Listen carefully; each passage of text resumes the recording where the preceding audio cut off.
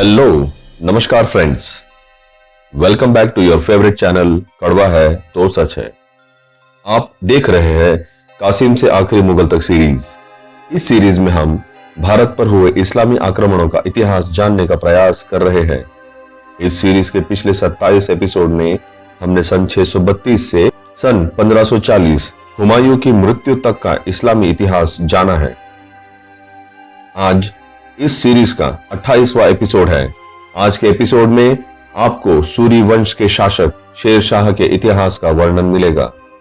तो चलिए मित्रों, शुरू करते हैं।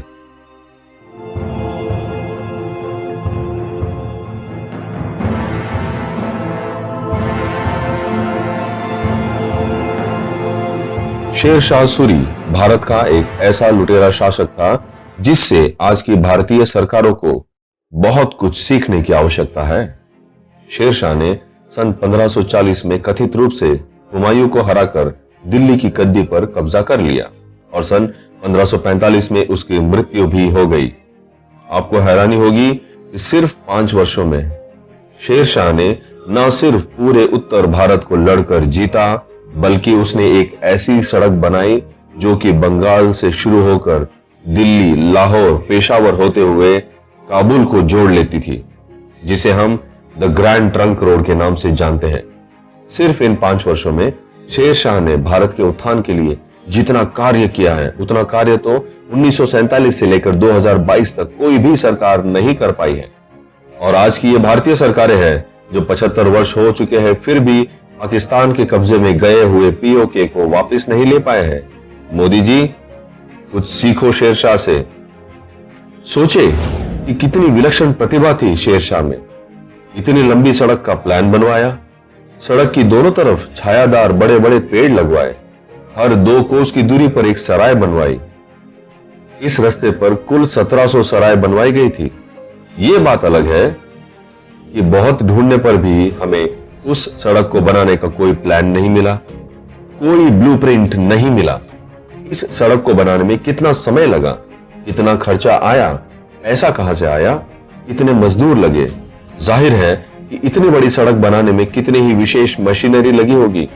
इस सड़क की प्रेरणा कैसे मिली, इस सड़क को निर्णय किस आधार पर लिया गया था, ऐसी किसी बात का कोई उल्लेख कहीं नहीं मिला।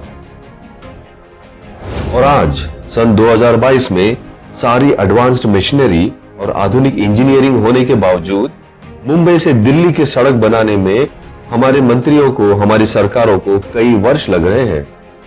तो शेर शाह को कोई सपना आया होगा इतनी लंबी सड़क बनाने का, और सिर्फ 5 वर्षों में न सिर्फ बंगाल से काबुल तक अपने राज्य को फैलाया, बल्कि जादुई रूप से इस सड़क का निर्माण भी करवा दिया।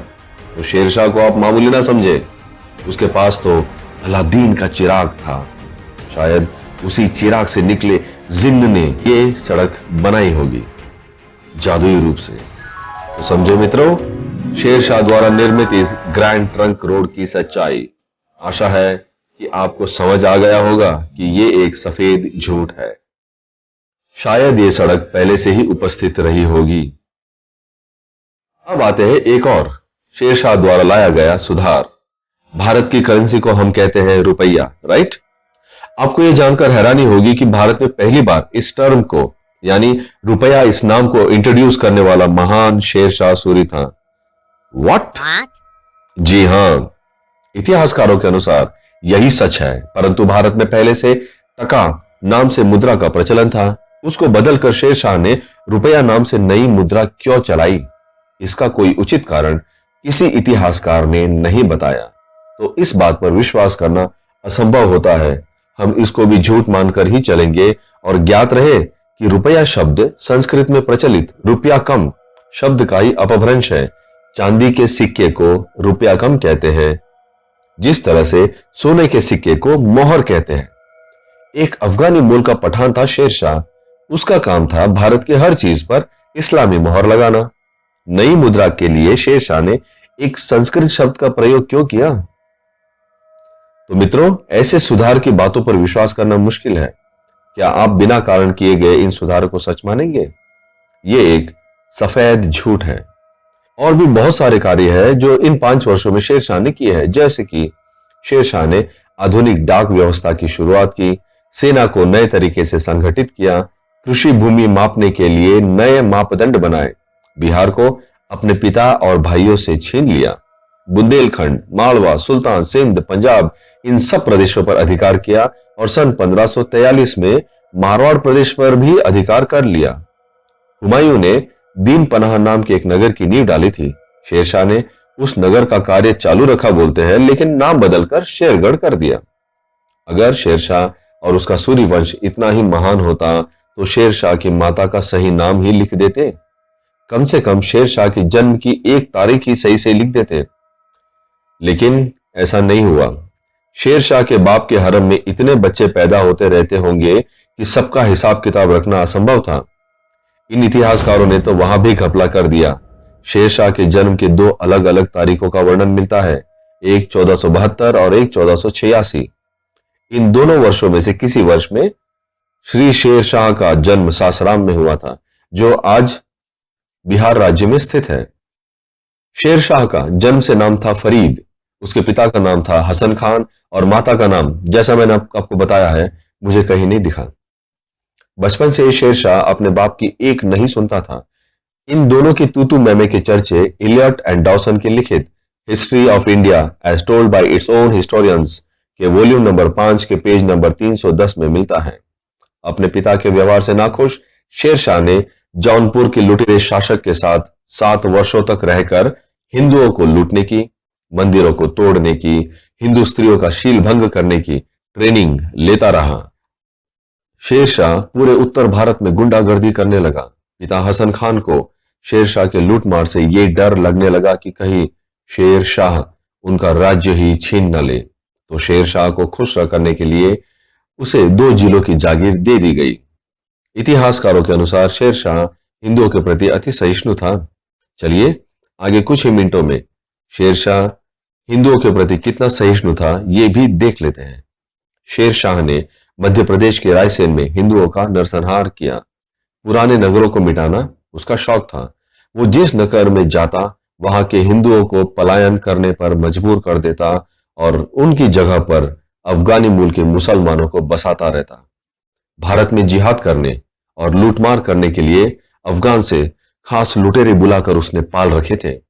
जमींदारों से वो मनचाहा धन प्राप्त न होने पर उनकी स्त्रियों और बच्चों को अगवा कर लेता और जमींदारों को कहलवा भेजता कि यदि उसे उसका मनचाहा धन नहीं मिला तो जमींदार की पत्नियों और बच्चों को बेच देगा।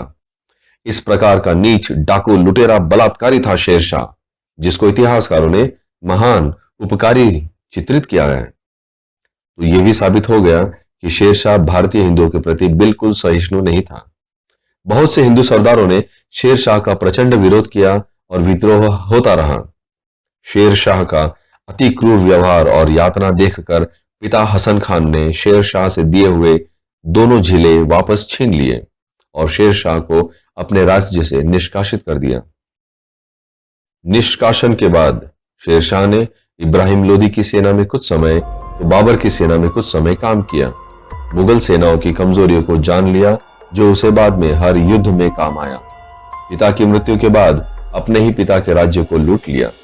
अपने प्रदेशों में शेरशाह की लूटपाट से नाराज होकर हुमायूं ने चुनार का किला घेर लिया, लेकिन शेरशाह ने धूर्तता से हुमायूं को यह यकीन दिला दिया कि शेरशाह तो हुमायूं के अधीन रहना चाहता है। ऐसा विश्वास दिलाकर चुपके से अपनी सेनाएं बिहार, बंगाल और आगरा पर हमला करने भेज दी। हुमायूं को होश आया और उसने शेरशाह पर हमला कर दिया। चौसा में युद्ध हुआ। मुगल बुरी तरह से हार गए। हुमायूं मैदान छोड़कर भाग गया।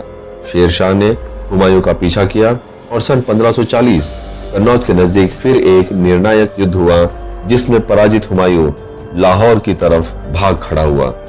इस तरह सूर्यवंश के पहले शासक शेरशाह को दिल्ली की गद्दी प्राप्त हुई।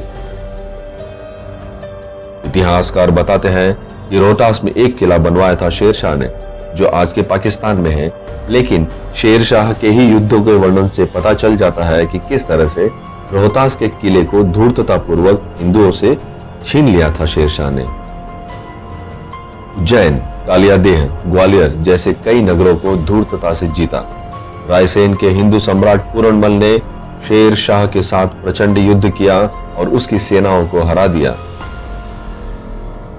इस्लामी युद्ध रीति के अनुसार शेर शाह ने आसपास की जनता को प्रताड़ित करना शुरू कर दिया। राजा पूरनमल ने मजबूरी में किला खाली करने की बात मान ली। शेर शाह ने राजा के पूरे परिवार को बिना नुकसान पहुंचाए रास्ता देने की कुरान की झूठी कसम खाई। राजा पूरनमल को खबर लगी कि शेर शाह की नजर तो पूरनमल की रानी रत्नावली पर है, तो रानी के शील की रक्षा के लिए राजा पूरनमल ने स्वयं अपनी रानी के कहने पर ही रानी का गला काट दिया। प्रचंड युद्ध हुआ। राजा पूरनमल जी मारे गए। राजा की एक पुत्री शेर शाह के हाथ लग गई और उस पुत्री को बाजार में नचाने और वेश्यावृत्ति के लिए बेच दिया गया। इसीलिए तो भारतीय गृहिणियां इन लुटेरों के हाथ पड़ने से अधिक मौत को गले लगाना पसंद करती थी। एक के बाद दूसरे नगर का विनाश करते करते शेर शाह फतेहपुर सीकरी पहुंचा। यहां पर राजपूत वीर जय चंदेल और गोहा से उसका सामना हुआ। जय चंदेल और गोहा ने शेर शाह की सेना का बड़ा भाग खत्म कर दिया। आखिर दोनों राजपूत वीरों को घेर कर मार दिया गया। कालिंजर नामक एक हिंदू गढ़ था। इसका राजा कीरत सिंह था। शेर शाह ने कालिंजर दुर्ग का घेराव किया। घेराव कई दिनों तक चला। मिट्टी के टीलों पर चढ़ चढ़कर शेर शाह अपनी सेना का हौसला बढ़ाने लगा। टीले से नीचे उतरकर शेर शाह एक तोप के पास खड़ा हो गया और तोप का संचालन करने में मदद करने लगा। पास ही तोप के गोले पड़े थे। उसी समय दुर्ग के अंदर से एक तोप का गोला ठीक शेर शाह के पास आकर गिर पड़ा और सारे तोप के गोले फट गए। शेर शाह इस विस्फोट में बुरी तरह झुलस गया और इसी के साथ 22 मई सन 1545 में शेर शाह की मृत्यु हो गई। पूरे जीवन में हिंदुओं के प्राण लिए, भवनों को नष्ट किया, जंगलों को जला डाला, महिलाओं से बलात्कार किया। इसके बावजूद ये इतिहासकार शेर शाह को न्यायप्रिय, दयालु, निर्माणकारी, कला प्रेमी कहते नहीं थकते। अगर निर्माण ही उसका इरादा होता तो पहले से उपस्थित विलक्षण भवनों का विध्वंस क्यों करता? इतिहास के इन झूठ को अब समझना पड़ेगा। तो मित्रों, आज के लिए इतना ही। आज के कथानक का अंत करते हैं और मिलते हैं अगले वीडियो में। शेर शाह के कारनामों का इतिहास जानेंगे। तब तक के लिए जय हिंद, वंदे मातरम।